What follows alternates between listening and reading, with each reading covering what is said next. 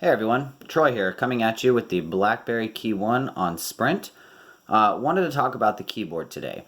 Many of you who have used BlackBerries in the past remember the keyboard and how versatile the keyboard was and how it was really just the best thing since sliced bread. Whether you had the BlackBerry Pearl or the BlackBerry Curve or the Bold or the World or whatever edition you've ever had, or even the Q10, which was the last model that Sprint sold, you know that the keyboard was really where it was in a BlackBerry device.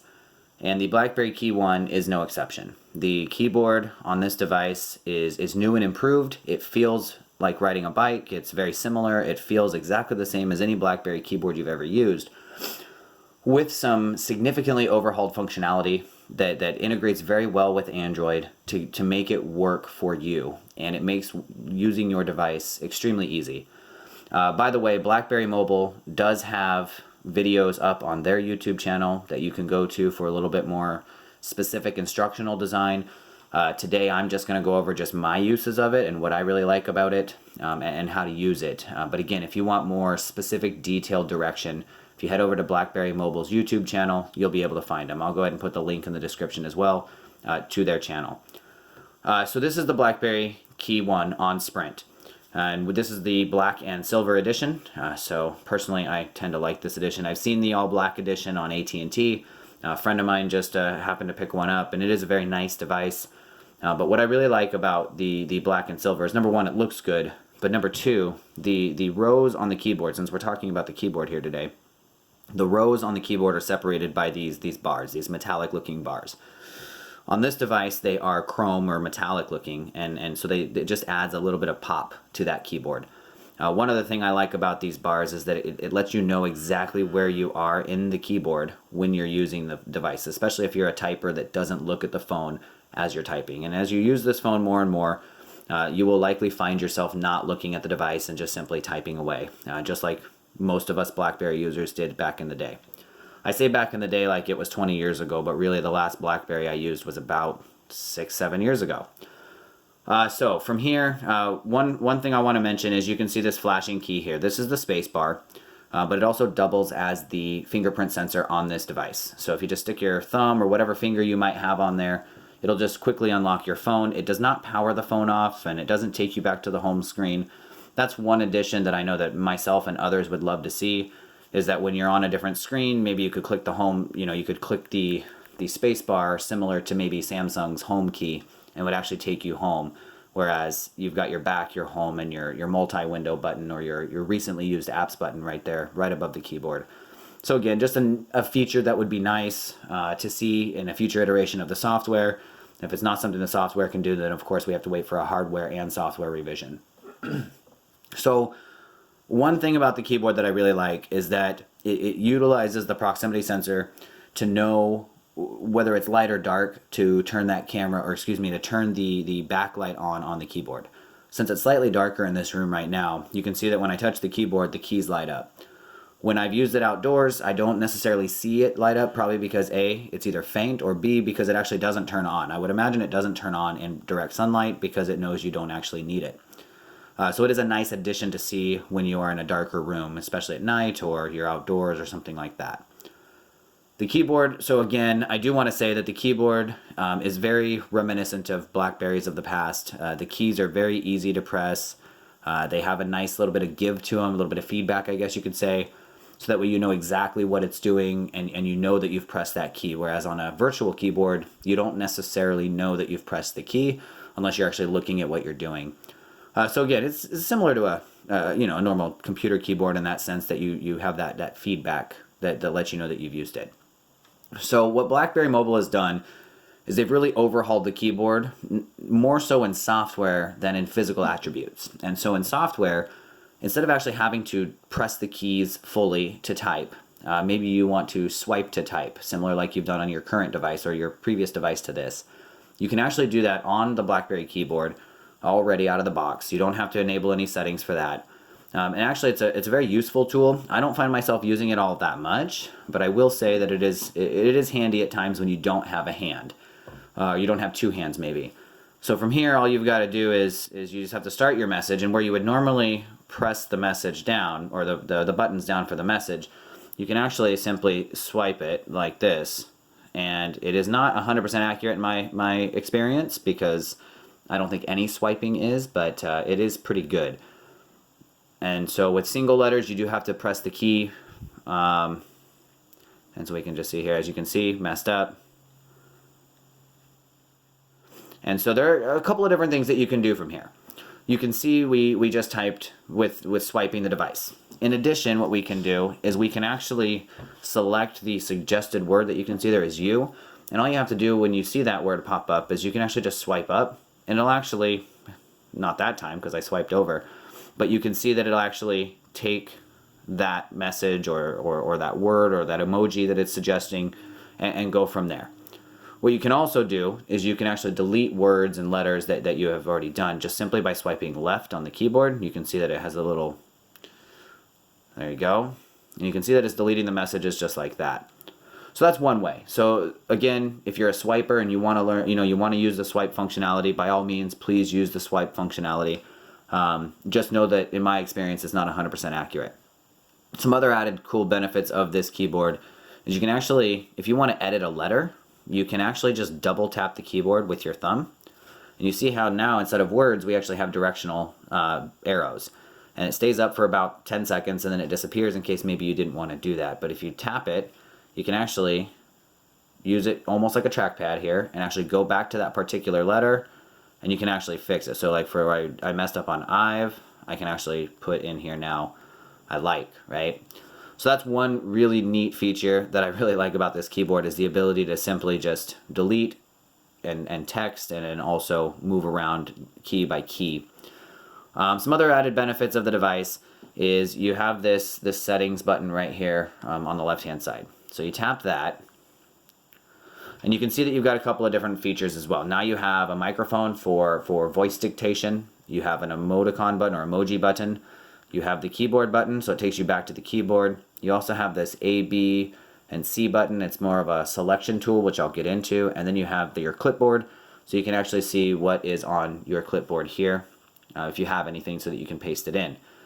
So again, what I like to do, one thing that I really just learned this actually just yesterday, so I wanted to be something I shared, is if you tap this little ABC button, which I'm going to zoom in a little bit and hopefully you can see that, it shows it has a cursor. So now you can see it almost looks like a television remote right here. And what this does, this allows you to do similar to what you saw on that last screen where you had the directional arrows, but you can actually manually control it a little bit easier by moving up, down, left, and right. And this allows you really, let me get back to it. This I find to be highly useful in applications that are not friendly with copy and paste. As of recently, Twitter, the application on Android for Twitter has not been user friendly when maybe you want to copy and paste some, maybe you're copying your tweet so that you can put it on Facebook or Google Plus or what have you. And that's something I found to be very frustrating. So the keyboard on the BlackBerry actually makes it a lot easier. So from here, if you tap this button here in the lower left hand corner, that is your selection on or selection off button. So I'll go ahead and tap that, and you can see now that it's blue. What I can do is I can just move this left or right, and it'll actually select the text that I want to copy. So maybe I only want to copy part of it here.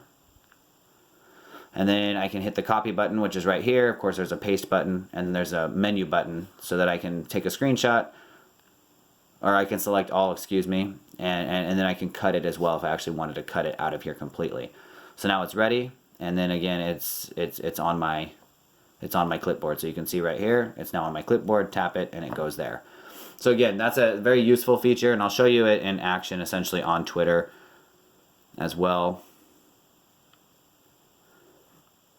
We'll go ahead and start a tweet, and again, so usually what happens here is it doesn't want to, as you can see, Twitter doesn't want me to copy and paste. And again, it could be the app, it could be the device at that rate, but it's not a big fan of letting you long press to copy and paste. So from here, really what I do is I just bring up my keyboard, and then I do the selection tool, I select,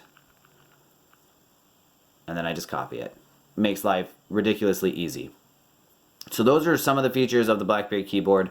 Also, when you are in the camera, If you want to adjust your brightness on a photo, you can actually simply slide left or right, and you can see here that it's brightening up my shot. It's also making it darker. And if you turn it left and right, you've also got the up and down. So you can actually adjust that without having to touch the screen, although really they're just in the same spot, so touching or not touching the screen really isn't a big deal, but it does save you, a little bit of a stretch with your thumb if that's the case.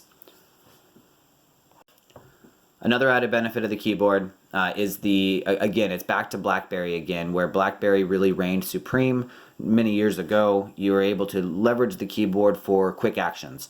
So for things like locking your phone, for example, on this phone it comes pre-programmed for K. If you hold down K, it'll lock your device for you. Once you've locked your device from this mode, there you go. You cannot actually, at least with the device administrator, I have a device administrator enabled. It does not allow me to use my thumbprint to unlock the device when I forcefully locked it, and so it does require my password. Your device policy may be different if you even have one. But what you can also do is, for example, if I wanted to hold down the button G, it'll pop up. It says G, assign a long press shortcut. So you can assign things like opening specific apps, speed dial to a person, maybe George. You can send a message to George. Otherwise, you can see all of the shortcuts to assign a specific shortcut, or there's suggested applications such as Gmail, Google, and then suggested apps that might have a G in the name. Which makes things really nice. So if you don't know how to use the keyboard, or you want to use the keyboard to work better for you, you can use those suggestions. And so I believe Q, if I have that up, to me I chose Q for this because it looks like a magnifying glass, and I don't find myself pressing and holding that button very often. What you can do is I set the device search application to that button. So again, it looks like a magnifying glass, which is why. And really what this allows me to do here is I can then search for somebody in my phone, or search for everything in my phone. So you can see that it's got my contacts, it searches BlackBerry Hub, my text messages, my calendar, my extended search. I am going slightly fast only because it does show some personal information in here. But you can see that it breaks it up into various categories so that you can see different things based on that search. But that's a blog for another day. So again, you can press the keyboard shortcuts. You can assign, obviously, 26 keyboard shortcuts, or almost 26 keyboard shortcuts. What you can see here is you have a dedicated American dollar symbol. You also have a speaker there, which you can kind of see. I'll zoom in a little bit, or I'll bring it closer so you can see that. That works when you're on a phone call. So if I were to make a phone call, for example, we'll dial the zeros. What you can do is you can actually press this button, as you can see, to turn on the speakerphone and turn off the speakerphone. In addition, on the side of the device, you have the convenience key. When you're on a phone call, no matter what screen you're on, all you have to do is press that button, and it automatically mutes and unmutes your device. Although it's not part of the keyboard, it's still a useful feature to be talking about while we're talking about the phone operations. Just know that when you are on a different screen other than the phone, so maybe you're on Wi-Fi like I am, and you want to go and browse Facebook while you're on a conference call, or whatever you might be doing, if you push the speakerphone button anywhere outside of the call, it does not enable speakerphone. So to me, that was a little bit of a different thing than traditional BlackBerries, but I think it's just something to get used to. But it is also something that I would encourage BlackBerry to maybe explore, BlackBerry Mobile to explore, in making that functionality available across all screens on the device versus just when the phone is the most active screen. And from that point, there's also numerous, but you also have the 0 key acts as a microphone. It doesn't work anywhere other than, say, if you're text messaging. So from here, you can actually tap the microphone button.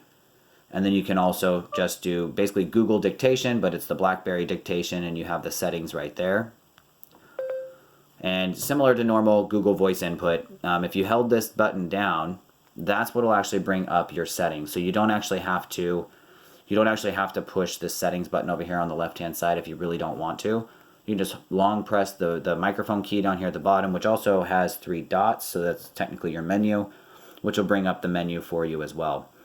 And finally, the symbols key for things like the ampersand or the double S bars or anything else that you might need.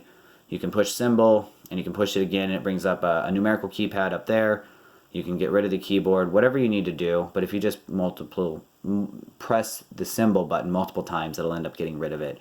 But again, that's a very quick way to do the symbols if you need to. Otherwise, you can do a simple Alt and then the symbol that it provides to you. And that is one thing about BlackBerry that does take a little bit to get used to, by the way, is for those of you who may not have used a BlackBerry before, my recommendation is to, just get familiar with it. You'll have to end up pressing the Shift key similar to a computer. The Alt key gives you all of these various symbols here without having to pull up the symbol key.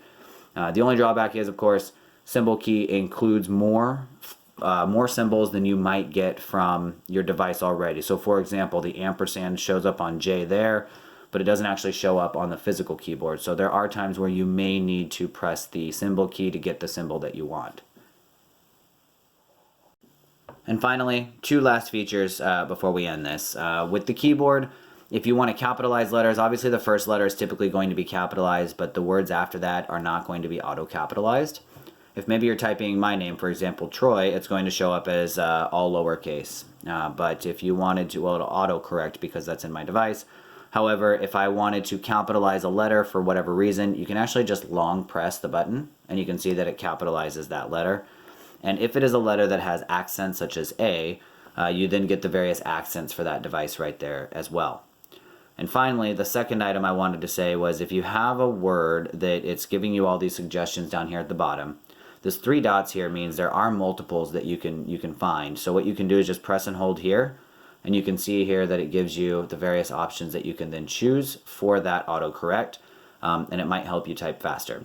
Personally, the suggestions are helpful. I do like them, but I just find myself, the more I use this phone, the faster I'm typing, and the more likely it is that I'm just going to continue to type without using the suggestions. But at times I do find it convenient to be able to, swipe up to choose the select or the suggested word. But at the end of the day, that is the keyboard on the BlackBerry KEYone. Again, it's super robust. I love this keyboard. It has become more like a trackpad. And actually, one last thing I do want to show, which is probably, I'd say all the features of the BlackBerry keyboard are my favorite. However, this one is probably one of the neatest, is that it actually acts as a trackpad so you can scroll. So we'll go back to Twitter. So if you're on Twitter, Facebook, web pages, text messages, whatever you might be doing that includes the ability to scroll up and down, what you can actually do is you can actually use your thumb or whatever finger you want to scroll up and down on the device. So it actually is a trackpad built into the keyboard, so you don't have that trackpad up here. So I wanted to make sure I didn't forget that, because that really is one of my favorite features, and I probably would have kicked myself if I forgot to tell you that. But now we'll get to the end and say that this is overall the BlackBerry keyboard. Overall, the phone is fantastic. I'm very happy. It is the perfect combination, or almost perfect combination, of Android as well as the original BlackBerry features such as the keyboard, and then the BlackBerry overlays like BlackBerry Hub and the notification center that you have and things like that. So again, blogs for other days. However, the keyboard itself really sells this device to me. I've been looking for a phone with a keyboard for a long time, and it's really hard to find that perfect balance of the phone that you want and the phone that performs the way you want it to with a keyboard that backs it up. And really, BlackBerry has brought this device together that again, it's a perfect harmony of the physical keyboard as well as, the Android operating system, and it just works. And that's really my favorite part about this. So hopefully you learned something from this video. Remember to go check out BlackBerry Mobile's videos on their YouTube channel if you want more specific hands-on direction. Make sure you follow them on Twitter as well. They also, they make sure to tweet out helpful tips and tricks on there. You can follow me at Troy Glidden. But until next time, thank you very much, and we'll talk to you soon. Enjoy your device.